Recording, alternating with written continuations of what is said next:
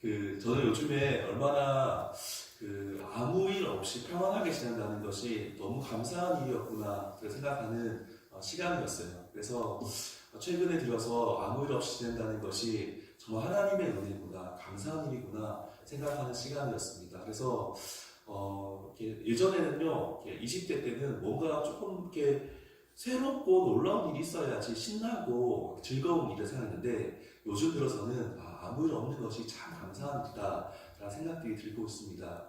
그래서 그런 의미에서 다시 한번 대표님들하고 인사했으면 좋겠는데요. 평안하십니까? 또는 샬롬이라고 인사했으면 좋겠습니다. 저는 혹시 물에 빠져본 적 있으십니까? 물에 빠져서 이렇게 당황하신 적 있으십니까? 물에 빠져보지 못하신 분들은요, 물이 얼마나 무서운지를 잘 모르실 것입니다. 제가 초등학교 4학년 때 물에 빠져본 경험이 있습니다. 정확히 어디인지 알 수는 없지만 대구 근처에 있는 영천이라는 곳에 물놀이를 갔습니다. 물놀이를 갔는데요, 처음에는 깊지 않은 곳에서 물놀이를 열심히 했습니다. 열심히 하다 보니까 저기 옆에 보니까 형님들이 물놀이를 하는데 매우 재밌어 보이더라고요. 그곳에 가면은 형님들이 이제 점프를 해서 다이빙도 하고 재미있게 놀더라고요. 왠지 저도 가면은 재미있게 놀 수 있을 것 같고 그곳에 가면은 더 이렇게 신나는 일들이 있을 것 같아서 조금씩, 저는 수영을 못했거든요. 조금씩 옆으로 가다 보니까요, 분명히 이렇게 땅이 발에 되었는데 가다 보니까 이게 천천히 빠지는 게 아니라 갑자기 쑥 꺼지더라고요, 땅이. 그래서 쑥 잠기는 거예요. 어느 순간에 입속에 물이 들어오기 시작하고요, 코에 물이 들어오기 시작하는데 정신을 차릴 수가 없더라고요. 이렇게 발이 땅에 닿지 않으니까 갑자기 물이 들어오기 시작하는데요, 그 순간에 정말 두려움이 느껴지더라고요. 지금도 그것이 몸에 느껴질 정도로 엄청난 두려움이었습니다. 엄청 놀라고 무서웠는데요, 그 순간에 초등학교 4학년 11살이었는데 그 순간에 제 마음속에는 이러다 죽겠다 이런 생각이 들더라고요. 숨을 쉴 수가 없고 숨을 쉬려고 하는데 자꾸 물이 들어오기 시작하니까. 근데 그 정말 짧은 순간이었어요. 짧은 순간이었는데 그런 엄청난 두려움이 느껴졌습니다. 저는 형들이 이제 그 기술 형들이 저를 보고는 금방 구출해 주었어요. 금방 구출해 주어서 살 수 있었는데요, 당분간 한동안은요 물 근처에 들어가기 싫을 정도로 엄청난 두려움이 저에게 있었습니다. 물의 무서움을 처음 경험하는 시간이었습니다. 오늘 본문 말씀 속에서도요, 엄청난 두려움 속에 빠진, 물속에 빠져서 빠진 한 사람이 등장하는데 그 사람의 이름은 바로 베드로입니다. 오늘 본문 말씀을 통해서요, 베드로에게 어떤 일이 일어나는지를 살펴보고 그 속에서 역사하시는 하나님의 은혜를 경험하는 시간이 되길 소망합니다. 오늘 본문 말씀은 우리가 너무 잘 알고 있는 오병이어 사건 이후의 말씀입니다. 오병이어 때요, 사람이 무지 많았습니다. 남자만 5,000명이고요. 학자들의 통계에 의하면 한 2만 명 정도 되지 않을까 추정을 하는데요, 엄청나 많은 사람들이 예수님께 몰려와서 하나님 말씀을 듣습니다. 그리고요, 사람들 돌려보내려고 하니까 예수님 보시기에 이들이 배가 고파서 이제는 그냥 돌려보낼 수 없는 상황이 된 것입니다. 제자들은 곤란했지만 예수님께서는 그들을 먹이시고 보내시기로 결정하셨어요. 그래서 사람들을 모아놓고는 오병이어를 가지고 그 많은 사람들을 다 배불린 다음에 그들을 보내기 시작하셨어요. 그들을 재촉하셔서 빨리빨리 보내셨습니다. 그리고 사람들을 보내는 동안에 예수님께서는 제자들을 다시 불러가지고 본인은 가시지 않으시고 배에 태워서 건너편으로 가라고 말씀하셨어요. 그리고는 예수님께서는 무리를 다 보내시고요, 제자를 보내신 이후에 혼자 따로 산에 올라가셔서 기도하셨습니다. 밤 사경 때까지 기도하셨다라고 말씀하는데요, 밤 사경은요, 지금 이 시간이에요. 새벽 3시부터 6시 사이를 밤 사경이라고 부르는데, 밤이 새도록 이제 예수님께서는 산에 올라가셔서 기도하셨다는 말씀입니다. 동트기 전까지 철야 기도를 하신 것입니다. 예수님께서 기도를 하시는 동안에 제자들은 육지를 떠나서 건너편으로 가고 있었습니다. 그때 제자들은 바람이 너무 심하게 불고 물결이 많이 쳐서요, 매우 고난을 당하고 있었다라고 말씀해서 기록하고 있습니다. 심한 바람으로 파도가 일어났고요. 그로 인해서 제자들은 고생하고 있을 때에 시간은요 동트기 전이었고요. 그때 예수님께서는 제자들을 만나시기 위해서 물 위를 걸어서 오셨다는 것입니다. 제자들은 예수님의 모습을 보고 놀랍니다. 놀랄 수밖에 없죠. 왜냐하면요, 상황을 생각해 보십시오. 바람이 많이 붑니다. 파도가 칩니다. 배가 너무 막 이렇게 흔들리는 상황도 있고, 시간은 해가 뜨지 않은 시간이라는 거예요. 근데 저기 멀리서 사람같이 보이는데 누가 걸어오고 있는 거예요. 너무너무 놀라고 무서울 수밖에 없는 상황이라는 것입니다. 그래서 제자들은요, 예수님 모습을 보고는 예수님인지 모르고 너무 놀라서 두려워하고 무서워하고 유령이다라고 하면서 두려워했다라는 것입니다. 너무너무 무서운 상황 가운데 처해 있을 때 예수님께서는 말씀하세요. 안심하라. 내니 두려워하지 말라. 그때 나서기를 좋아하는 베드로가 이렇게 이야기합니다. 정말 주님이 맞다면 나를 명하여서 나도 물 위를 걸어서 예수님께 갈 수 있도록 허락해 주십시오. 그때 예수님께서는 와라, 오라 라고 말씀하셨어요. 그때 베드로는 물 위를 걸어서 예수님께로 나아갑니다. 그때까지 좋았는데 가다가 보니까 예수님께 초점이 맞춰져 있던 베드로의 눈이 다른 데로 돌려지죠. 바람과 파도를 보고 무서운 마음이 생겨서 곧 빠져갔다라고 말씀합니다. 베드로는요 이제 죽게 되어가지고요, 주여 나를 구원해 주소서 이렇게 우아하게 말씀하지 말하지 않았던 것 같아요. 주님 살려주세요, 살려주세요 그랬을 것 같아요. 그랬을 때 예수님께서 오셔서 그의 손을 붙잡아 주시면서 왜 의심하였느냐 라고 말씀하시며 그를 붙들어서 궤 위로 올라가셨습니다. 그때 바다가 잠잠해졌다. 이것이 오늘 말씀인데요, 오늘 말씀을 통해서 하나님께서 우리에게 말씀하시는 것이 무엇인지 함께 보고 함께 기도하는 시간 되었으면 좋겠습니다. 첫 번째로 하나님께서 우리에게 말씀하시는 것은요, 세상의 눈으로 예수님을 보는 것이 아니라 믿음의 눈으로, 믿음의 안경을 쓰고 예수님을 바라보라는 것입니다. 우리의 눈은요 예수님께로 초점이 맞춰져 있어야 합니다. 의심하지 말고 예수님을 바라보아야 하는 것입니다. 오늘 베드로는요 예수님 외에 물 위를 걸은 최초의 사람입니다. 그리고 물에 빠져든 최초의 사람입니다. 물에 사람들이 풍덩 빠졌었는데 말씀을 보니까 물에 빠져갔다라고 되어 있어요.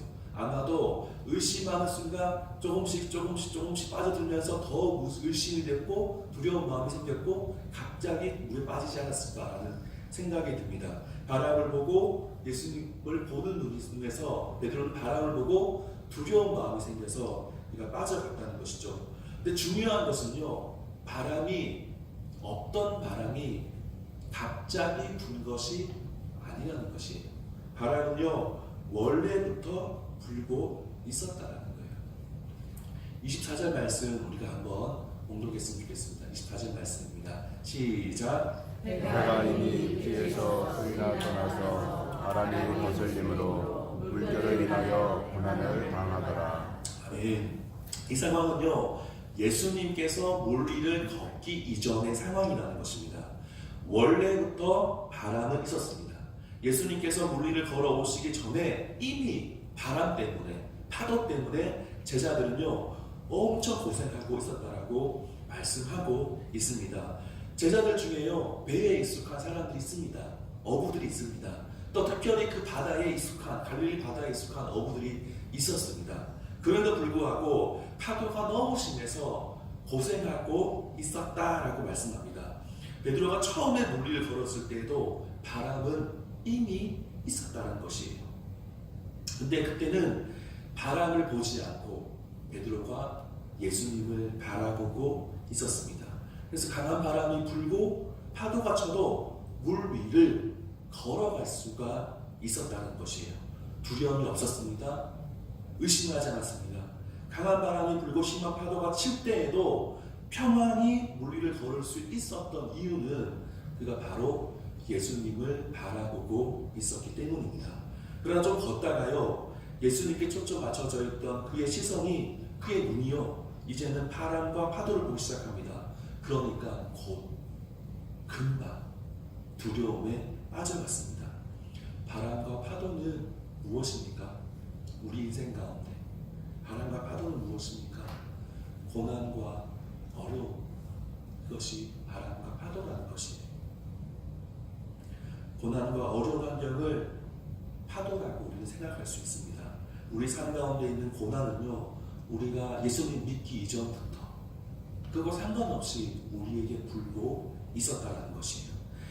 베드로가 물리를 걸어가는 것이 믿음으로 사는 삶이라고 본다면요, 베드로가 물리를 걷기 이전부터 바람이 있었던 것처럼 우리가 신앙생활, 우리가 정말 말씀대로 살기를 결정하는 그 순간 이전부터 우리에게는 이미 어려움이 우리 가운데 있었다는 것이에요.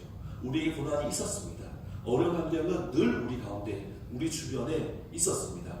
하지만 우리는 그 어려움을 바라보는 것이 아니라 누구를 바라봐야 한다고 말씀하고 있습니까?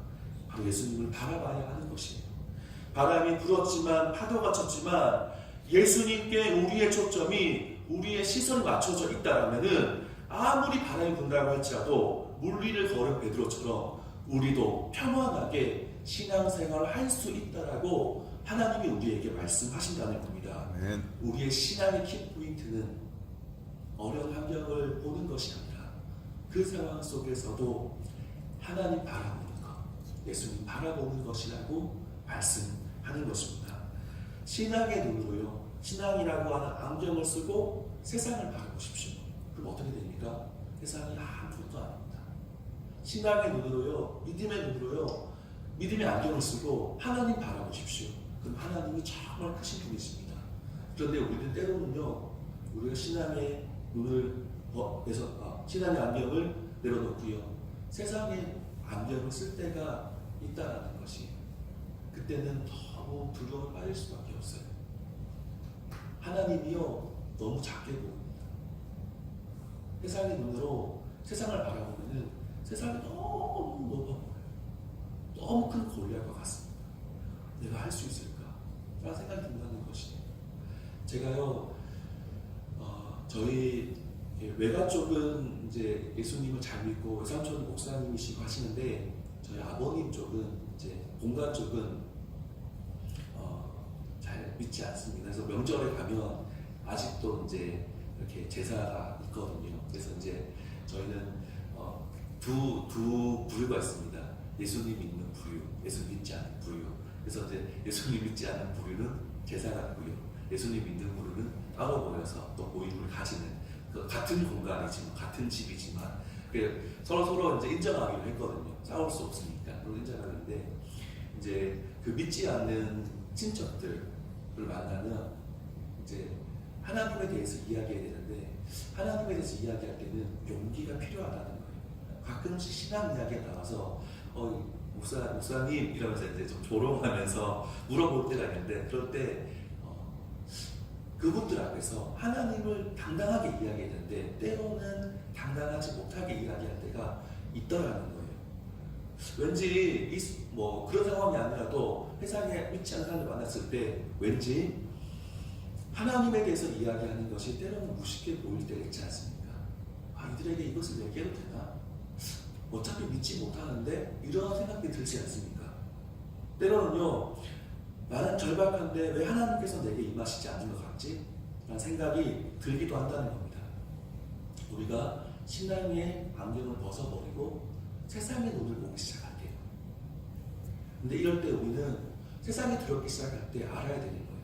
내가 믿음의 안경을 벗고 있구나. 이럴 때 우리는 믿음이라는 안경, 신앙의 눈을 가지고 세상을 바라볼 수 있는 믿음이 필요하다는 거예요. 이런 훈련이 우리 가운데 있어야 하는 것입니다. 그렇게 할 때 세상이 정말 작아 보여요. 아무리 높은 상이라도요, 내가 이것을 넘어갈 수 있을까 하는 생각 들지만, 우리가 믿음의 눈을 봤을 때 그것은 평지가 됩니다. 아무리 큰 골리앗이 있다 할지라도요, 그것은 하나님이 창조하신 피조물에 불과한 것이에요. 하나님이 나와 함께 하시면 내가 못할 일이 없다. 믿음이 우리 가운데 생긴다는 것입니다. 우리의 신앙의 여정 가운데 많은 어려움이 있습니다. 혹시 그 어려움이 생기기도 합니다. 우리의 초점이 예수님을 향하고 있을 때에 우리는 평안의 신앙생활을 할 수 있다고 오늘 본문에서 우리에게 말씀하고 있습니다. 제가 고등학교 때 있었던 일입니다. 저는 성적이 좋은 학생이었을까요? 좋지 못한 학생이었을까요? 좋은 학생이었어요. 저는 처음부터 공부를 잘 하지 못했습니다. 저는 이제 사실은 운동을 하고 싶었습니다. 이제 저는 축구를 하고 싶었는데요. 축구하고 싶었는데 운동을 지금처럼 몸매가 되지 않았고요. 되게 날씬하고 이렇게 그런 학생이었는데 교통사고 나서 이제 축구를 할 수 없다는 얘기 듣고 공부를 해야 될 생각을 했어요. 그래서 어떻게 하다 보니까 여차저차 해서 겨우 이제 인문계 고등학교를 갔었거든요. 평콜에 들어갔었는데 그러고 난 다음에 이제 고등학교 1학년 때 모의고사를 치는데 400점 만점에 220점 나오더라고요. 그래서 모의고사를 처음 수능 모의고사를 치고는 좌절했습니다. 아, 모의고사 이렇게 어려운 거구나. 네, 절망을 하고는. 근데 그때 이제 제가 신앙이 별로, 그러니까 성적이 별로 좋지 못했지만 그때 은혜가 참 많았어요. 하나님 말씀대로 살려고 노력했었거든요. 근데 고등학교 들어갔는데 고등학교 1학년 때 기독교 동아리에 들어갔는데 그때 선배들이 이렇게 이야기하더라고요. 후배들을 신입생들 불러놓고는 학교에 와서 기도하냐 묻더라고요. 저는 처음 듣는 이야기였어요. 학교에 와서 기도를 해야 되는구나. 그래서 선배들이 얘기하더라고요. 학교에 오면 너가 기도해야 된다. 그리고 도착하면은 학교에 앉자마자 교회 온 것처럼 하나님 감사합니다. 오늘 아침에 무사히 학교 올 수 있어서 감사합니다. 하나님 오늘 공부할 때 하나님 함께 해주시고 지혜해 주셔서 하나님 말씀을 공부를 잘 할 수 있도록 도와달라고 기도하라는 거예요. 그래서 저는 그때부터 기도했어요. 고등학교 1학년 3월 때부터. 그리고 마칠 때 기도하고 마치라는 거예요. 하나님 감사합니다. 오늘 나와 함께 해주셔서 감사합니다. 오늘 배운 거 잘 정리하고 집에 돌아가는 길 지켜달라고 기도하라는 거예요. 그때부터 기도하기 시작했어요. 또 고등학교 올라갈 때 어느 목사님께서 말씀하시더라고요. 공부를 잘하고 싶냐고. 그래서 잘하고 싶다고 말씀드렸더니 그러면 하나님 말씀을 그냥 대충 읽지 말고 진짜 정독하면서 일독을 하라는 거예요. 그러면 성적이 분명히 오른다는 거예요. 저는 그분이 뭐라고 했냐면요. 성적이 오르지 않으면 자기가 사목을 주겠대요. 사목을 받기 위해서 말씀을 읽은 것은 아니에요. 저는 그분이 너무 확신 있게 이야기하셔서 제가 하나님 말씀을 내가 꼭 일독해봐야겠다. 고등학교 동안 일독해야겠다는 마음으로 쉬는 시간마다 말씀을 계속 공부하겠다. 성경을 보기 시작했거든요. 그리고 아침에 오자마자 기도하고 그 다음 쉬는 시간에는 큐티를 하고 그 다음 쉬는 시간부터는 화장실 가지 않으면 계속해서 말씀을 받습니다. 그래서 고등학교 1학년, 2학년, 3학년 동안 제가 이독을 했었거든요. 아무튼 그렇게 신앙생활을 하고 있었는데 고3이 되었는데요. 고3이 되었는데 저기는 큰 시련이 찾아왔어요. 어려움이 찾아왔어요. 저는 대구에 있는 영신고등학교를 나왔는데요. 영신고등학교는 3학년이 되면 모든 학생들이 학교에 나와야 되는 거예요. 교회 갈 수 없는 거예요. 저는 고민되더라고요. 학교를 가야 되나, 교회를 가야 되나 고민되더라고요. 선생님께 어떻게 말씀을 드릴까 고민되더라고요. 근데 고민을 참 많이 했습니다. 저는 사실은 교회를 가지 않으면 핍박이 있었거든요. 예전에 한번 초등학교 때 어머니께 교회를 가지 않겠다. 제가 TV가 너무 재밌는 프로그램이 있어가지고 TV를 보겠다 말씀드렸는데 엄청 혼나고는 진짜 교회를 안 간다고 말하면 큰일 나는구나. 깨닫고는 그때부터는 핍박 당하지 않기 위해서 교회를 갔었는데요. 이번에는 학교에서 교회 가는 것 때문에 핍박이 있더라고요. 고3이 되면 교회를 갈 수 없는 거예요. 그래서 고민했습니다. 어떻게 하는 것이 옳은 것인가? 하나님께서 말씀하신 하나님의 말씀 가운데 어떻게 하는 것이 바른 인생인가? 고민을 하기 시작했어요. 어떻게 해야 되나? 어떻게 해야 되나? 기도하다가 제 마음에 들었던 것은요. 하나님 말씀대로 살아보자. 하나님 말씀대로 살아보자. 그리고 결정하고는 선생님을 찾아갔어요. 고등학교 3학년 때 선생님을 찾아갔습니다. 찾아가서요. 선생님 저 주일에는 교회 가야 됩니다. 그래서 주일에는 학교에 못 옵니다. 이렇게 통보를 드렸거든요. 선생님이 너무 깜짝 놀라시더라고요. 정교회 네가 최초라는 거예요. 그래서 선생님이 저를 협박했어요. 네가 주일날, 일요일날 학교에 오지 않으면 나도 너를 우리 반에서 빼버리겠다 말씀하시는 거예요. 그리고 나중에 수능 치고 원서를 끌 데가 없는데 찾아오지 말라는 거예요. 너 우리 반 학생 아니기 때문에 상담도 해주지 않고 원서를 써주지도 않겠다는 거예요. 그 말을 듣고 제가 선생님 알겠습니다 하고 나왔어요. 제 마음 가운데 하나님이 지켜주신다라고 하는 믿음이 있었어요. 그래서 제가 나왔고 교회에 갔는데요. 그런 마음이었어요. 제가 때로는 못 일어난 적 있지만 제가 주일 성수하기로 결정했기 때문에 새벽에 일어났습니다. 당시에 동성교에 있을 때요. 그때는 주일학교, 중고등부 새벽기도가 따로 있었습니다. 6시 반에 따로 모여서 기도하고 주보를 적고 하는 시간이 있었는데 그 모임에 나갔습니다. 그리고 9시에 소년부 예배 때 그 기타를 쳐달라고 해서 기타를 쳐서 이제 보조교사로 이제 섬겼고요. 그리고 11시에는 이제 중고등부 예배, 고등부 예배에 드렸습니다. 그리고 끝나고 나면은 제가 오후 예배 때 베이스 기타를 쳤었거든요. 그래서 오후 예배도 고3이지만 오후 예배 때도 베이스 쳤어요.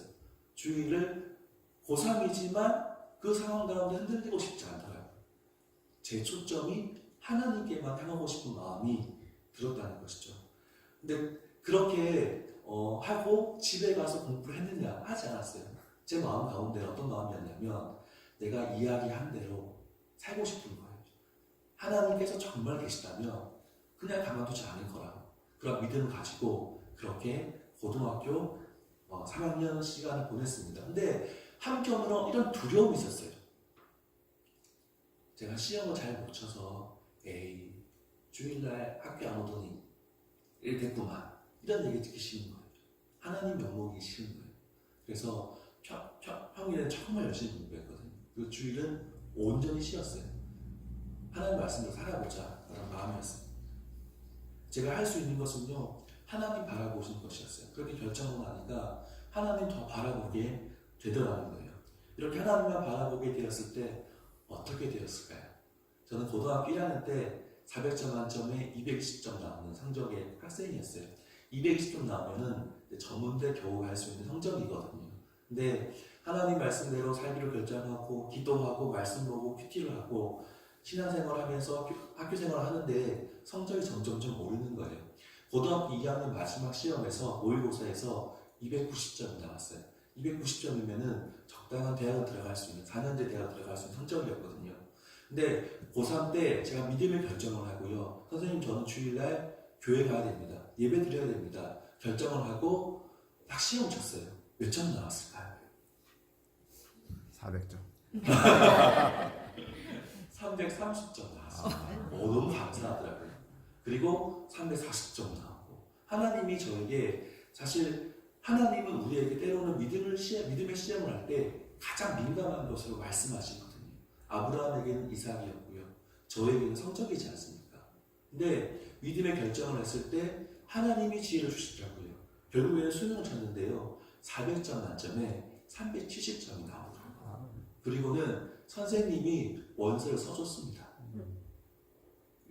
원서를 써줬습니다. 이렇게 선생님들 중에, 그러니까 고3 선생님들은 진학교를 할 때 좋은 학교에 가면은 보너스가 더 있다는 얘기가 있더라고요. 그래서인지 잘 모르겠지만 보너스를 받는 학교에 제가 들어가게 됐거든요. 그랬더니 이제 선생님이 원서를 써주시더라고요.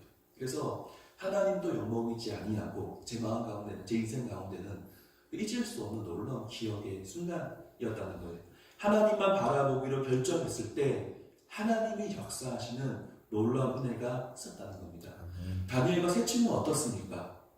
포로로 잡혀간 그들은 왕의 음식과 포도주를 먹어야 했다는 겁니다. 다니엘과 세 친구들에게 위기가 찾아온 곳이에요. 신앙을 지켜야 되냐, 지키지 말아야 되냐. 왕의 음식과 포도주는요, 우상에게 들여서 먹는 것은 신앙인으로 할 수 없는 일이었던 것이죠. 다니엘은 뜻은 정하였어요. 왕의 음식과 포도주를 먹지 아니하고 채소와 물만 먹었습니다. 그때 어떻게 되었습니까? 고기 먹던 아이들보다 훨씬 더 몸이 좋았다. 그리고 하나님께서 지혜 주셔서 그들보다 더 탁월하게 하셨고 다니엘에게는 꿈을 해석할 수 있는 놀라운 은혜까지 주셨다라고 말씀하고 있다는 겁니다. 성도님들 혹시 우리 가운데에 어려움이 있지 않습니까? 가정 가운데 어려움이 있지 않습니까? 직장에서 신앙생활을 하는 것이 그 속에서 어려움이 있지 않습니까? 자녀가 혹시 속상하게 하지 않습니까? 부모님이 속상하게 하지 않습니까? 남편이 속상하게 합니까? 아내가 속상하게 합니까? 재정적으로 어려운 분이 계십니까? 아니면 다른 어려운 환경이 있지 않으십니까? 이런 어려움 때문에 우리의 시선이 예수님이 아닌 그 어려움에 고정되어 있는 분 있지 않습니까?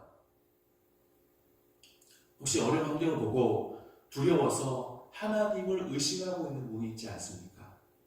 그렇다면 우리 눈을 돌려서요, 다시 하나님 바라보는 훈련을 하시기 바랍니다. 이번 새벽 기도를 할 때에 다시금 하나님 바라보기를 결정하고 하나님의 은혜를 경험하기를 결정하는 시간이 되길 소망합니다. 히브리서 11장 32절에요. 믿음의 일을 다 말하려면 시간이 부족하다고 합니다. 너무나 많은 증거들이 우리 가운데 있는데 혹시 우리 모습은 흔들리는 모습이 아닙니까? 더 이상 믿음을요, 성경에서 말하는 믿음이 아니라 내 삶 가운데 그 믿음의 역사들이 실제로 일어나기를 간절히 소망하시는 성령 되시기 바랍니다. 모든 어려움에서요, 의심하지 말고 믿음으로 우리가 부딪혀서 하나님의 역사하심을 경험하시는 성령 되시길 소망합니다. 아멘. 두 번째로 하나님께서 우리에게 말씀하시는 것은요, 우리가 너무 흔들려서 물에 빠진 상황 가운데 있다 할지라도 우리가 해야 될 것은 주님의 도우심을 구하는 것입니다.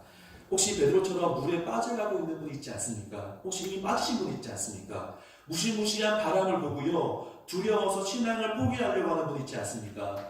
예수님을 믿기보다 바람이 무서워서 두려운 마음이 생기신 분 있지 않습니까? 도무지 나의 삶 가운데 하나님이 역사하시지 않는 것 같다라고 생각하는 분 있지 않습니까? 그럴 때 우리가 해야 될 것은요, 하나님 보는 것, 예수님 바라보는 것입니다. 30절 말씀을 우리가 한번 봉독하도록 하겠습니다. 30절 말씀입니다. 시작. 바람을 보고 빠져가는지라 그 길로 나가되 주여 나를 구원하소서 하니. 베드로가 소리칩니다. 살려주세요. 살려주세요. 자존심이고 뭐 필요 없는 거예요. 베드로는요, 아마 제자들 중에서 가장 나이가 많았을 거예요. 제 생각입니다. 왜냐하면 수제자이기도 했고요, 형님이었어요.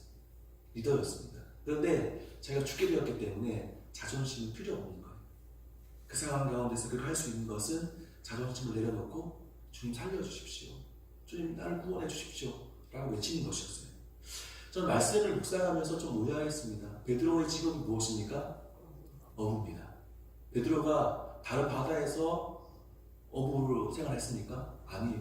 지금 그 바다에서, 너무 잘 아는 바다에서 어부 생활했습니다.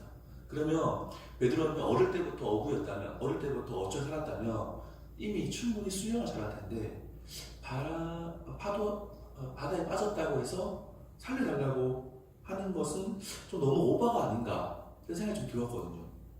근데 말씀을 묵상하면서 좀 더 해결되었어요. 지금 보니까 말씀은요, 베드로는 일단 물 위를 좀 걸었습니다. 그래서 배랑은 좀 거리가 있는 상황이고요. 배가 좀 떨어진 상황인데 물 위를 걷다가 빠져든 상황이에요. 근데 그 물은 어떤 물입니까? 바람이 너무 많이 불어서 풍랑이 있는 그런 바다였다는 거예요. 폭풍이 있을 때 바다에서 수영하는 것은 자살 행위와 같지 않습니까? 그렇게 생각하니까 베드로의 상황이 좀 이해가 되는 거예요. 베드로는요, 지금 예수님에게로 갈 수도 없고요, 다시 배로도 갈 수 없는 상황이에요. 베드로는요, 혼자 힘으로는 도저히 배 위에 오를 수 있는 상황이 아니었다는 거예요. 누군가의 도움이 없다면 도저히 살 수 없는 상황이었다라고 말씀하는 거예요. 자기가 아무리 노력을 해도요, 자신의 힘으로 어떻게 할 수 없는 그런 상황이었습니다. 이럴 때 베드로 외치는 거예요. 주님 살려주십시오. 그렇게 할 때 예수님 어떻게 하십니까? 31절 말씀을 우리가 읽겠습니다. 32절 말씀 시작. 예수께서 즉시 손을 내밀어 저를 붙잡으시며 가로사대 믿음이 적은 자여 왜 의심하였느냐 하시고. 아멘. 예수님께서는요, 의심한 제자인 베드로의 간절한 부르짖음을 거절하지 않았습니다. 어떻게 보면요, 베드로는 부족한 제자였습니다. 수제자라고 하지만 베드로는 당시에 믿음이 없어서 물에 빠져가고 있었다는 것이에요. 믿음이 부족한 부끄러운 제자였지만 제자의 부르짖음을 향해서 예수님께서는 외면하지 않았습니다. 즉시 응답하셨습니다. 예수님께서 베드로 향해서 아 베드로야 너 믿음 없지? 조금 더 고생해 하지 않았어요. 살려주세요 할 때 예수님은 즉시 손을 내밀어서 그를 구원해 주셨다는 거예요. 그리고 하신 말씀이 믿음이 적은 자여 왜 의심하였느냐. 이 말씀은요 단순히 책망이 아닙니다. 이것은 사랑의 예수님께서 사랑으로 다시금 베드로를 향해서 믿음이라는 것은 이런 거야. 실패한 제자에게, 두려움에 빠진 제자에게 믿음은 이런 상황 가운데서도 포기하지 않는 거야. 끝까지 하나님 바라보는 거야 라고 삶 가운데에서 체험적으로 가르쳐 주신 것입니다. 믿음을 어떻게 적용해야 되는지 실제 일을 보여주신 것입니다. 다시금 바람이 아니라 다시금 예수님 볼 수 있도록 나타나셔서 손을 잡아주시고 믿음대로 사는 것은 쉽지 않아. 이렇게 사는 것이 믿음이야 라고 말씀하시며 베드로를 구원해 주신 분이 우리 예수님이십니다. 우리 하나님은 이런 분이세요.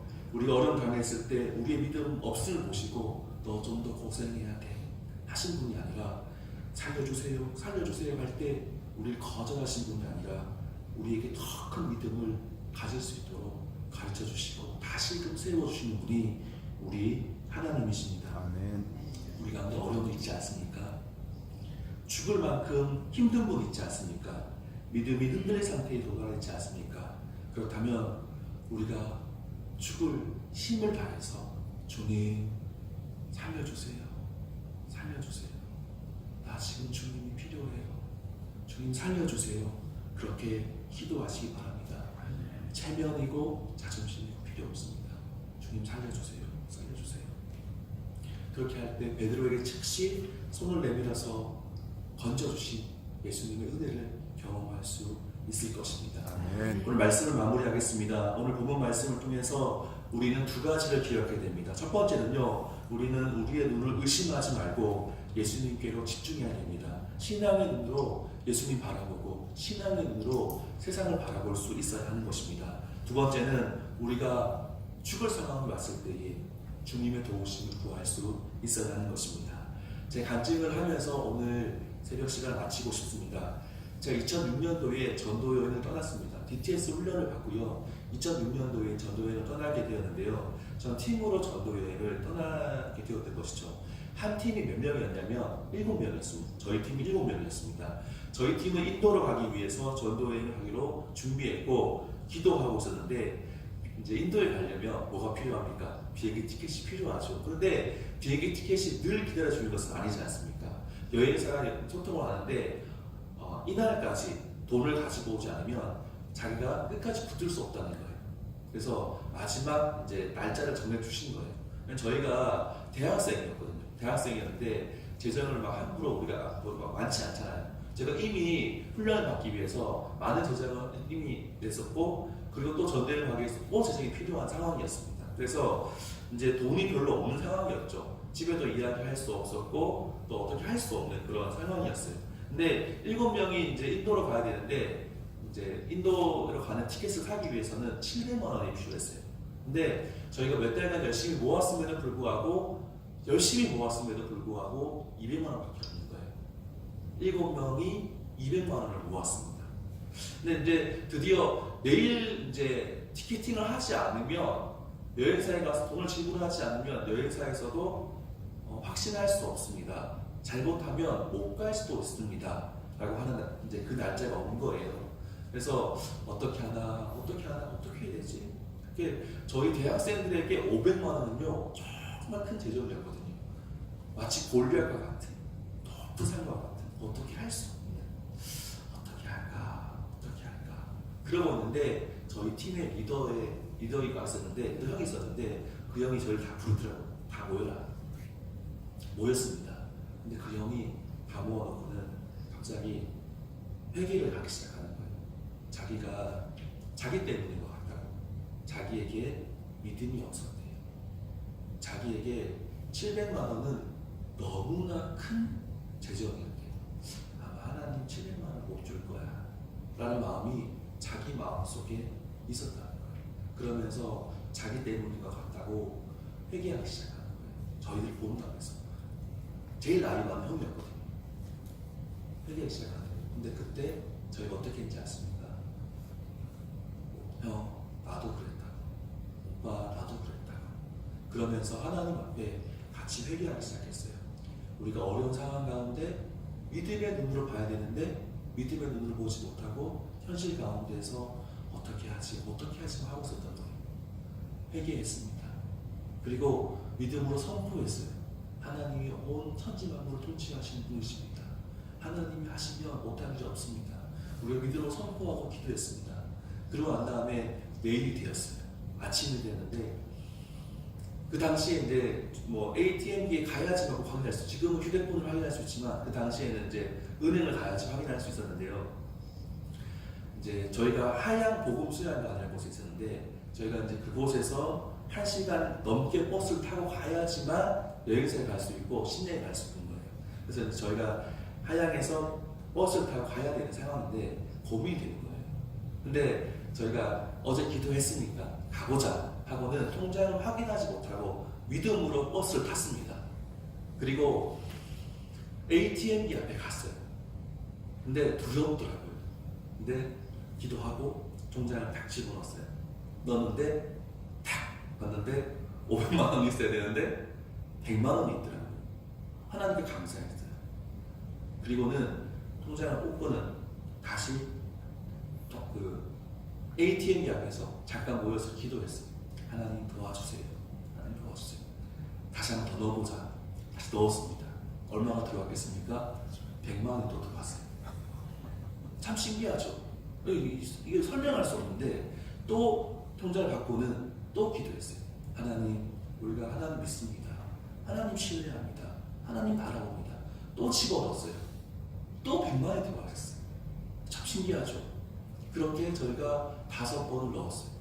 5번 넣을 때마다 100만 원이 들어갔어요. 그리고는 6번째 넣지 않았습니다. 그리고 700만 원을 모아서 저희가 여행사에 가서 티켓팅을 할 수 있었다는 거예요. 저에게 믿음이 필요했습니다. 한 번에 500만 원 주셨으면 괜찮았을 텐데 100만 원 또 넣어야 됐어요. 또 100만 원 또 100만 원 또 100만 원. 하나님께서 결국에는 하나님께로 우리의 시선이 맞춰져 있을 그때에 하나님께서 정확하게 일하셨다고 저는 확신합니다. 믿음이 없이 재정을 모으려 했을 때는요 너무 힘든 일이었어요. 그런데 믿음을 가지고 예수님 바라보기로 하나님 바라보기를 결정하고 그 일을 했을 때 하나님이 행하시는 놀라운 일들을 경험할 수 있었다는 것입니다. 하나님은 우리를 너무 사랑하시는 분이세요. 아멘. 하나님은 우리에게 모든 것을 다 주실 수 있는 분이십니다. 우리가 하나님께만 때로는 어려운 환경이 있다 할지라도 흔들리지 말고 우리 시선이 하나님께로만 향하길 소망합니다. 아멘. 하나님 팔지 않고 주님만 바라볼 수 있는 성도님 되시기를 소망합니다. 아멘.